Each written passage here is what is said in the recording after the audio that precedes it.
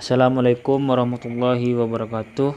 Di sini saya bersama Kepala Sekolah SMK Al-Mu'in, yang mana tujuan saya di sini melakukan observasi tentang kepemimpinan pendidikan Islam. Baik Bapak, di sini saya akan membacakan pertanyaan-pertanyaan terlebih dahulu dari yang pertama sampai yang terakhir. Yang pertama, kegiatan apa saja yang dilakukan untuk mengembangkan kinerja pendidik di masa pandemi? Yang kedua, kendala apa saja yang sering terjadi dalam mengelola pendidikan di masa pandemi?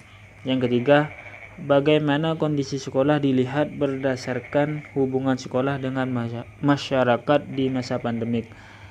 Yang keempat, apa ada kegiatan penunjang untuk menunjang akademik siswa di masa pandemik?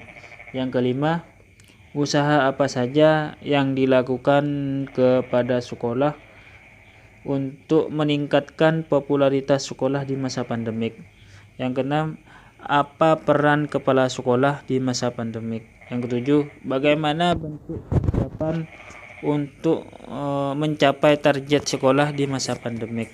Baik, mungkin cukup itu pertanyaannya Bapak. Silakan Bapak menjawab. Bismillahirrahmanirrahim. Assalamualaikum warahmatullahi wabarakatuh. Hamdan wa syukran lillah wassalatu wassalamu ala rasulillah amma ba'du. Perkenalkan, nama saya Haryanto. Saya kepala sekolah dari lembaga SMK Al-Mu'in di bawah naungan Pondok Pesantren Fathul Mu'in yang beralamatkan di Jalan Pesantren nomor 11, Dusun Pelalangan, Desa Gelagawehro, Kecamatan Panti. Alhamdulillah, saat ini saya berkesempatan menjadi responden dari salah satu mahasiswa semester 3, Saudara Salman Al-Farisi, untuk memenuhi tugas mata kuliah Kepemimpinan Pendidikan Islam. Alhamdulillah, mudah-mudahan apa yang bisa saya sampaikan ini bisa bermanfaat, khususnya untuk Salman Al-Farisi, dan juga mudah-mudahan juga bermanfaat untuk dunia pendidikan. Baiklah, langsung saja di pertanyaan yang pertama, yaitu kegiatan apa saja yang dilakukan untuk mengembangkan kinerja pendidik di masa pandemi COVID-19. Oke, perlu saya jelaskan secara singkat bahwasannya di lembaga pendidikan SMK Al-Mu'in ini adalah lembaga yang di bawah naungan pondok pesantren, di bawah naungan Yayasan Pondok Pesantren Fathul Mu'in. Dengan hal itu, berarti otomatis hampir mayoritas dari siswa itu adalah santri. Maka dari itu, di tengah pandemi ini, gugus tugas dari Kabupaten Jember, yaitu Bupati Jember, itu yang pertama mengizinkan untuk santri bisa melaksanakan kegiatan tatap muka. Siswa yang sekaligus santri di sana itu boleh melaksanakan kegiatan tatap muka dengan memperhatikan protokol kesehatan COVID-19. Maka dari itu, lembaga SMK Al-Mu'in dalam kegiatan pembelajarannya itu menggunakan dua model. Yang pertama yaitu luring atau tatap muka untuk santri dan santriwan santriwati, dan pendidikan model daring yaitu bagi siswa yang tidak menjadi santri, atau bahasa Jembernya itu colokan, yaitu siswa yang berangkat dari rumah. Jadi untuk itu, sesuai dengan pertanyaan ini, bahwasannya Semua guru, semua pendidik dan tenaga pendidikan tempat kami itu berbeda mungkin di beberapa lembaga yang 100% melaksanakan kegiatan daring. Di tempat kami, kegiatan itu dilaksanakan ada dua, yaitu tatap muka dan juga daring. Sehingga Dewan Guru itu bisa kita kondisikan untuk kegiatan-kegiatan seperti biasanya. Untuk kegiatan-kegiatan yang bisa dilakukan untuk mengembangkan kinerja dari pendidik, yang pertama adalah kita setiap bulan selalu melaksanakan koordinasi rutin atau musyawarah rutin rapat, okay, terkait dengan beberapa hal yang perlu kita bicarakan dalam forum rapat tersebut. Mungkin beberapa perubahan dalam kegiatan pembelajaran menyesuaikan dengan situasi pandemi saat ini, ya. Kemudian bagaimana anak itu diinstruksikan untuk menjaga kesehatan, kemudian menjaga kebersihan, kemudian serangkaian kegiatan harus memenuhi protokol kesehatan dan lain-lainnya. Kemudian selanjutnya, Dewan Guru atau pendidik kita fasilitasi untuk melaksanakan kegiatan workshop, baik itu mandiri atau workshop yang dilaksanakan oleh pengawas dari Dinas Pendidikan Kabupaten Jember. Dua hal tersebut sudah kami laksanakan di masa pandemi ini. Dimulai dari yang pertama adalah kita menugaskan dua perwakilan guru, yaitu satu guru dan kurikulum, baik ya, waka kurikulum, untuk melaksanakan workshop yang waktu itu dilaksanakan di SMK Sayyid Terpadu, ya, daerah Sukorambi. Di sana dilaksanakan oleh pengawas. Kegiatan tersebut dilaksanakan kurang lebih selama 1 hari, yaitu workshop tentang pembuatan rencana pembelajaran, ya, rencana perangkat pembelajaran atau RPP di masa pandemi. Jadi setelah Dewan Guru melaksanakan workshop tersebut, guru tersebut kami fasilitasi untuk melaksanakan kegiatan workshop mandiri di sekolah. Sasarannya adalah seluruh pendidik dan tenaga pendidik. Sehingga setelah melaksanakan workshop tersebut, para dewan guru bisa mengetahui bagaimana sih pembelajaran di masa pandemi ini, baik secara daring maupun luring, baik secara tatap muka ataupun menggunakan aplikasi virtual. Kemudian untuk hal-hal lain, kegiatan-kegiatan yang lain yang digunakan untuk meningkatkan kinerja, biasanya kita melaksanakan koordinasi secara virtual, baik itu dipimpin oleh saya pribadi sebagai kepala sekolah atau dilaksanakan oleh pengawas yang ditugaskan oleh Dinas Pendidikan Kabupaten Jember. Mungkin itu untuk menjawab pertanyaan yang pertama. Kurang lebihnya, terima kasih. Selanjutnya untuk pertanyaan kedua, kendala apa saja yang sering terjadi dalam mengelola lembaga di masa pandemi COVID-19? Terkait dengan kendala dalam sistem pengelolaan lembaga kami, itu saya rasa mungkin ini kendala-kendala yang banyak dibicarakan oleh beberapa teman kepala sekolah waktu kita musyawarah rutinan dengan kepala sekolah yang lain yang tergabung dalam musyawarah kerja kepala sekolah atau MKKS, swasta di Kabupaten Jember, di mana kendala-kendalanya itu sangat banyak karena kita harus menyesuaikan protokol COVID-19 ini dengan kegiatan pembelajaran.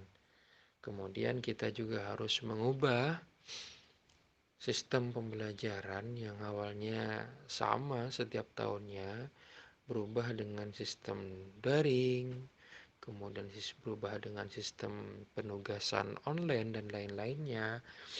Hal ini kendala yang utama adalah pastinya adalah bagaimana target dari ketuntasan minimal itu sulit untuk kita capai.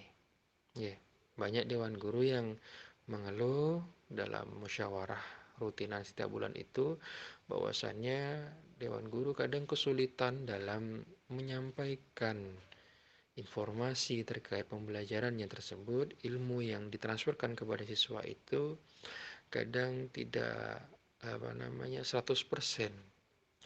diterima dengan baik. Terutama guru-guru yang mengajar kualifikasi C2, yaitu materi-materi kejuruan. Kebetulan di lembaga kami itu adalah jurusan multimedia. Di situ ada mata pelajaran terkait dengan multimedia yang harus dilaksanakan kegiatan praktek. Artinya, ketika pembelajaran tersebut dilakukan secara daring, otomatis kegiatan pembelajaran tidak akan terlaksana secara maksimal. Kemudian yang selanjutnya kendala yang kami alami kadang banyak hal yang perlu kita keluarkan anggaran-anggaran terkait dengan pandemi ini. Biasanya kita tidak membutuhkan masker, kemudian kita tidak membutuhkan antiseptik dan lain-lainnya. Sekarang kita harus menganggarkan dan memang diwajibkan oleh Dinas Pendidikan itu, kita harus menganggarkan dari dana operasional itu sekian persen untuk pembelanjaan peralatan protokol kesehatan COVID-19. Otomatis anggaran-anggaran yang biasanya kita gunakan untuk kegiatan yang lain, sementara kita gunakan untuk pembelian alat-alat dan bahan tersebut, sehingga kurang lebihnya sih sepertinya sedikit menghambat dalam kegiatan-kegiatan yang lain. Hambatan yang selanjutnya adalah bagaimana kita kesulitan dalam memfasilitasi dewan guru untuk melaksanakan kegiatan-kegiatan ekstrakurikuler. Kita tidak bisa melepaskan bahwasannya kegiatan ekstrakurikuler itu meskipun dalam kondisi pandemi ini harus berjalan, seperti kepramukaan, kemudian ekstrakurikuler yang biasanya berjalan seperti buletin, jurnalistik, dan lain-lainnya itu menjadi sedikit terhambat. Biasanya buletin Al-Mu'in itu bisa terbit 1 bulan 1 kali, karena kondisi pandemi sekarang kita buat triwulan, 3 bulan sekali baru terbit.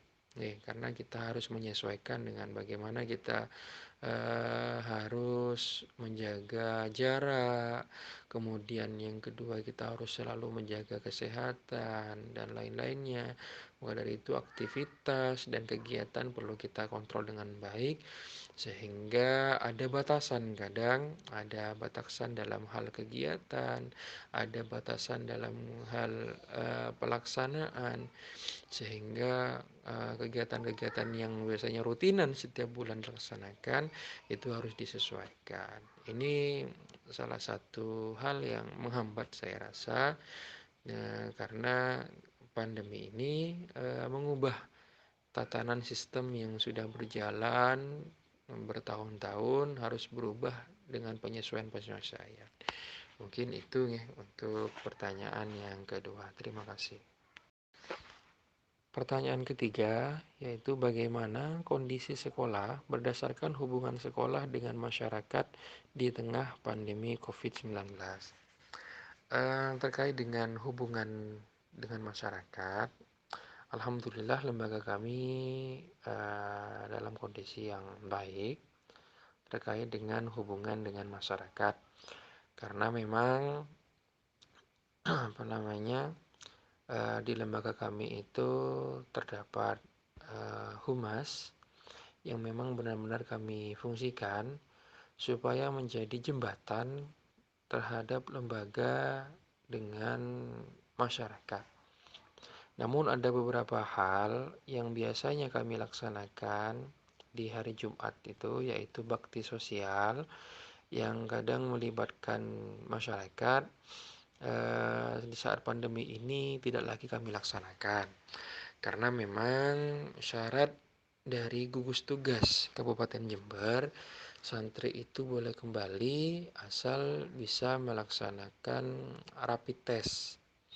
Dengan catatan santri yang sudah melaksanakan rapid test itu untuk diawasi dengan ketat bagaimana dia keluar untuk pulang, kemudian bagaimana dia masuk ke pondok pesantren supaya tidak menciptakan klaster pandemi yang baru. Sehingga untuk mengantisipasi hal tersebut, kegiatan-kegiatan bakti sosial yang biasa kita laksanakan bekerja sama dengan yayasan pondok pesantren itu tidak lagi kami laksanakan. Kemudian hubungan terkait dengan hubungan lain dengan masyarakat, misalkan terhadap penerimaan siswa baru, yang biasanya kita laksanakan itu door to door, yaitu dari pintu ke pintu. Kita hanya melaksanakan di beberapa tokoh masyarakat saja untuk bisa membantu kami menyampaikan hal-hal yang bisa mereka sampaikan terkait bagaimana rekrutmen siswa baru untuk bisa masuk ke lembaga kami. Biasanya kami membentuk panitia untuk bisa dari pintu ke pintu mendatangi masyarakat untuk bisa bergabung dengan lembaga kami, untuk bisa siswanya bisa nyantri di lembaga di pondok pesantren kami. Itu di saat pandemi ini kita tidak laksanakan, kita lebih melibatkan tokoh masyarakat untuk bisa membantu kami. Kemudian hubungan yang dimaksud terkait dengan bagaimana respon masyarakat terhadap lembaga kami, insya Allah masih baik. Insya Allah saya selalu memantau humas untuk menyampaikan hal-hal yang bersifat sensitif terkait dengan perkembangan pandemi, terkait dengan perkembangan COVID-19 di pondok pesantren kami. Seandainya nanti ada hal-hal atau isu-isu yang memang kadang biasanya itu dibuat oleh beberapa orang yang tidak bertanggung jawab.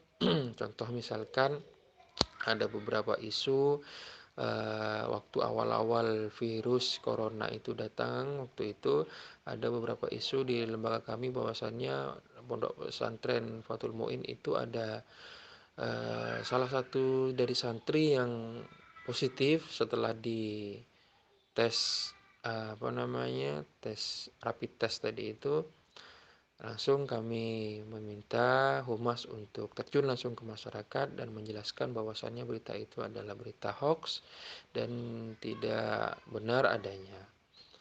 Sementara itu ya, untuk menjawab pertanyaan yang nomor 3. Selanjutnya pertanyaan keempat, apakah ada kegiatan penunjang untuk menunjang akademik siswa di masa pandemi? Dalam hal kegiatan akademik siswa yang luring atau tatap muka, insya Allah itu tidak ada permasalahan. Artinya tidak ada hal yang perlu dilaksanakan secara lebih dalam menunjang proses akademik itu bisa berlangsung, karena sistem pembelajaran tatap muka itu kurang lebih hampir sama. Halnya dengan kegiatan-kegiatan akademik sebelumnya.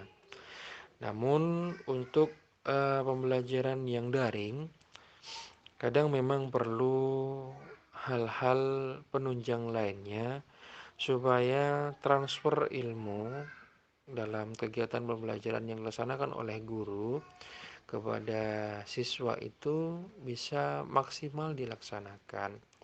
Artiannya sangat berbeda apabila pembelajaran itu dilaksanakan secara daring dengan pembelajaran secara tatap muka itu pasti hasilnya akan berbeda, produknya akan berbeda. Apalagi ada hal-hal yang biasanya dilaksanakan praktek langsung, model-model pembelajaran, strategi-strategi pembelajaran, dan lain-lainnya dalam rencana eh, perangkat pembelajaran atau RPP itu tidak bisa kita laksanakan secara maksimal dengan strategi pembelajaran melalui pembelajaran daring. Maka dari itu perlu memang adanya penunjang dalam melaksanakan akademik, terutama dalam hal pembelajaran secara daring. Biasanya untuk menunjang akademik tadi dengan pembelajaran daring ini, biasanya di lembaga kami itu setiap 1 minggu sekali kami mengumpulkan siswa dengan pembelajaran daring itu untuk melaksanakan pembelajaran luring. Dan durasi belajarnya kita biasanya yang pulang jam 13.30, kemudian masih sholat berjamaah, kemudian sampai jam 14 atau jam 2, itu kita tambahi hingga jam 15.00 atau jam 3 sore. Namun ini kegiatan ini hanya 1 minggu sekali. Hanya kita tambahi saja durasi pembelajarannya. Hal ini bertujuan supaya pembelajaran siswa yang daring setiap minggunya itu dalam 1 minggu 1 kali itu bisa datang ke sekolah untuk melaksanakan luring, dan kita fokuskan dalam pembelajaran praktek mulai dari jam 7.00 kemudian hingga jam 15.00. Hal ini memang secara maksimal difungsikan untuk kegiatan praktek-praktek, karena memang dalam hal mata pelajaran yang kejuruan untuk multimedia itu memang membutuhkan kegiatan luring atau tatap muka untuk bisa melaksanakan kegiatan praktikum-praktikum. Sementara itu untuk menjawab pertanyaan nomor 4. Selanjutnya pertanyaan kelima, usaha apa yang dilakukan kepala sekolah untuk meningkatkan popularitas sekolah di masa pandemi? Baik, di masa pandemi kita tahu bersama bahwasannya seluruh lembaga sekolah ada batasan dan dibatasi memang dalam hal kegiatan-kegiatan yang melibatkan masyarakat untuk meningkatkan popularitasnya. Namun hal ini kita musyawarahkan dengan yayasan, lembaga, dengan yayasan pondok pesantren dan juga dengan dewan guru, bagaimana supaya popularitas lembaga kita itu tidak menurun meskipun di masa pandemi. Salah satunya adalah yang pertama kita tetap promosi menggunakan website kami, menggunakan blog lembaga kami, kemudian juga kita promosi melalui sosial media, yaitu fanpage yang ada di sosial media Facebook, kemudian di Instagram kami kita selalu memposting kegiatan-kegiatan, memposting visi dan misi, memposting rutinitas-rutinitas yang kita laksanakan, supaya hal tersebut bisa paling tidak membantu dalam menjaga popularitas lembaga SMK Al-Mu'in. Kemudian yang kedua adalah lembaga kami memiliki ikatan alumni yang tergabung ke dalam Ikatan Alumni Fathul Mu'in atau disingkat dengan IKAFA. Ikatan ini kita fungsikan dengan baik memang, artiannya secara berkala koordinator-koordinator dari setiap wilayah dari IKAFA ini kita undang ke sekolah kami untuk musyawarah bagaimana supaya lembaga kami itu tetap bisa eksis, bisa tetap dikenal di masa pandemi ini. Alhasil dari koordinator-koordinator wilayah itu alhamdulillah bisa bekerja sama untuk yang pertama mengedarkan brosur, mengedarkan kalender tahun 2021 dengan sukarela, dengan kerja sosial. Alhamdulillah dengan hal tersebut bisa membantu lembaga kami tetap dikenal, lembaga kami tetap terjaga popularitasnya. Terima kasih. Itu untuk pertanyaan yang nomor 5. Pertanyaan selanjutnya yaitu nomor 6. Apa peran kepala sekolah di saat pandemi COVID-19? Untuk peran saya rasa kurang lebihnya hampir sama ya, dengan peran dan fungsi kepala sekolah di saat sebelum pandemi. Namun di saat pandemi ini memang kita harus menyesuaikan protokol kesehatan COVID-19 itu bisa berjalan serasi dan selaras di lembaga SMK Al-Mu'in. Salah satunya adalah yang pertama yaitu membantu gugus tugas Kabupaten Jember untuk tidak menciptakan klaster pandemi COVID-19 yang baru. Artiannya tugas dari kepala sekolah memang sangat berat, yaitu dia bertanggung jawab supaya kegiatan yang dilaksanakan di pondok pesantren yaitu secara tatap muka itu tidak sampai menimbulkan klaster baru pandemi COVID-19. Karena memang sudah diwanti-wanti oleh gugus tugas, artiannya santri boleh kembali ke pondok pesantren dengan catatan apabila dia sekolah atau melaksanakan KBM itu harus benar-benar mematuhi dari protokol COVID-19 sehingga tidak menciptakan klaster baru. Hal ini selaras dengan hal yang dilakukan oleh pemerintah, yaitu memberikan bantuan wastafel, insya Allah cukup memadai di pondok pesantren dan juga di lembaga kami. Kurang lebih hampir 34 wastafel sudah terpasang. Insya Allah itu sebagai media dan sarana untuk mematuhi dari protokol COVID-19. Selanjutnya adalah mengontrol dan mengawasi bahwasanya KBM itu harus sesuai dengan protokol COVID-19, baik itu secara luring maupun daring, harus kami kontrol dan kami awasi pelaksanaannya sehingga tadi tidak sampai menimbulkan klaster baru. Kemudian yang ketiga, memfasilitasi Dewan Guru untuk bisa melaksanakan KBM di tengah pandemi ini, baik secara daring maupun luring. Tugas kepala sekolah adalah memfasilitasi baik secara baik dengan media ataupun tidak menggunakan media. Kita harus hadir untuk bisa memfasilitasi supaya guru bisa mentransferkan ilmunya kepada siswa meskipun di masa pandemi ini. Yang terakhir yaitu melaksanakan supervisi, baik itu struktural maupun non-struktural, kepada waka kurikulum, kepada waka kesiswaan, kepada humas dan juga sarpras, kemudian kepada tenaga pendidikan, TU, tenaga perpustakaan, dan lain-lainnya termasuk BK. Karena BK ini berperan penting di masa pandemi ini, karena harus bekerja ekstra. Bahwasanya BK ini harus melaksanakan controlling di rumah-rumah pada siswa supaya tidak berkeliaran di masa pandemi ini. Saat mereka ada di rumah tidak bersekolah, harus memastikan mereka dalam keadaan baik-baik saja, kondisinya baik secara fisik maupun mentalnya. Maka dari itu tugas kepala sekolah adalah supervisi, mengawasi, kemudian merencanakan program dengan BK supaya